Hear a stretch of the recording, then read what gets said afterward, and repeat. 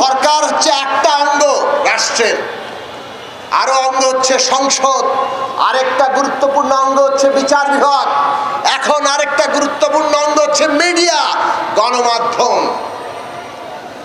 এই সবগুলোর মধ্যে ক্ষমতার ভারসাম্য থাকতে হবে। সরকার তার ভেতরে যত কিছু আছে জবাবদিহিতা করতে হবে। এই জন্য আমরা বলেছি 2 বারের বেশি আর কেউ প্রধানমন্ত্রী হতে পারবে না। রাষ্ট্রপতি এবং প্রধানমন্ত্রীর ক্ষমতার ভারসাম্য থাকতে হবে। এই দেশে স্থানীয় সরকার ব্যবস্থাকে শক্তিশালী করতে হবে, স্থানীয় শাসন না, স্থানীয় সরকার। ঠিক। এই দেশে ক্ষমতার বিকেন্দ্রীকরণ করতে হবে, প্রধানমন্ত্রীর ক্ষমতার জবাবদিহিতা আনতে হবে। ঠিক। এই যে সরকারের ভেতরের জবাবদিহিতা আর সরকারের সাথে বিচার বিভাগের ক্ষমতার ভারসাম্য, বিচার বিভাগে কোনো নির্বাহী বিভাগ কোনো প্রভাব রাখতে পারবে না। বিচার বিভাগ হবে সম্পূর্ণ স্বাধীন। এই কারণে বিচারকদের যে নিয়োগের ব্যবস্থা তার জন্য সুনির্দিষ্ট আইন করতে হবে এবং নির্বাহী বিভাগের কর্তৃত্ব থেকে সেটাকে আলাদা করতে হবে।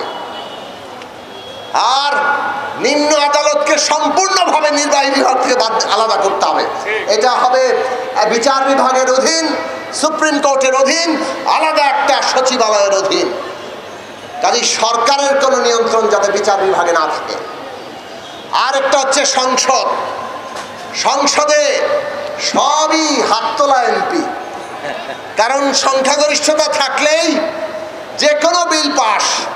আর সংখ্যাগরিষ্ঠতা যার আছে সেই দলনেতা যা বলবে বাকি সব তার দলের সদস্যদেরকে হাত তুলতে হবে, না হলে সদস্যপদ থাকবে না। ভোটে যদি বিপরীতে ভোট দেয় মেম্বারশিপ বাতিল। এই যে 70 অনুচ্ছেদের সংসদ, আমরা বলেছি কেবলমাত্র সরকার গঠন আর বাজেট ছাড়া সমস্ত ক্ষেত্রে, আইনের ক্ষেত্রে 70 অনুচ্ছেদ সংস্কার করতে হবে, যাতে এমপিরা আপনারা যাদেরকে পার্লামেন্টে পাঠান তারা আপনাদের স্বার্থ ওখানে আইন করতে পারে। যদি সরকারেরও বিরোধিতা করতে হয়, নিজের দলকেও বিরোধিতা করতে হয়, তাহলে যাদের সেটা করতে পারে। সংসদে 2 কক্ষ করতে হবে যাতে তার মধ্যে একটা ক্ষমতার ভারসাম্য থাকে, এবং সংখ্যানুপাতিক নির্বাচন ব্যবস্থা করতে হবে।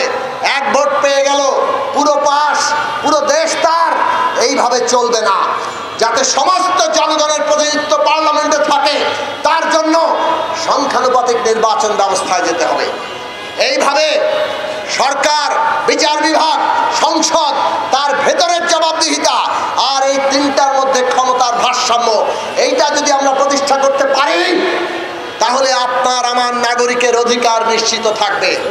কোন সরকার আর আপনাকে গলা টিপে ধরতে পারবে না।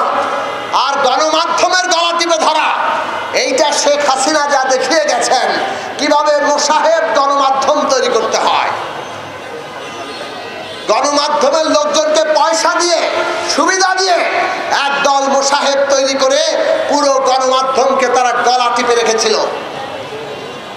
ওই কতগুলো মোসাহেব সাংবাদিক যারা সাংবাদিকতা চর্চা করতে চায় তারা তাদের গলা টিপে ধরেছে। এইভাবে আজকে ভয়ঙ্কর একটা পরিস্থিতি তৈরি করা হয়েছে। আমরা গণমাধ্যমকে এমন জায়গায় দেখতে চাই যাতে সমস্ত কিছু, যখন নাগরিকের অধিকার কেড়ে নেয় তখন অন্তত গণমাধ্যম সত্য কথাটা বলতে পারবে। সেইভাবে গণমাধ্যমের উপর সব ধরনের নিয়ন্ত্রণ বাতিল করতে হবে।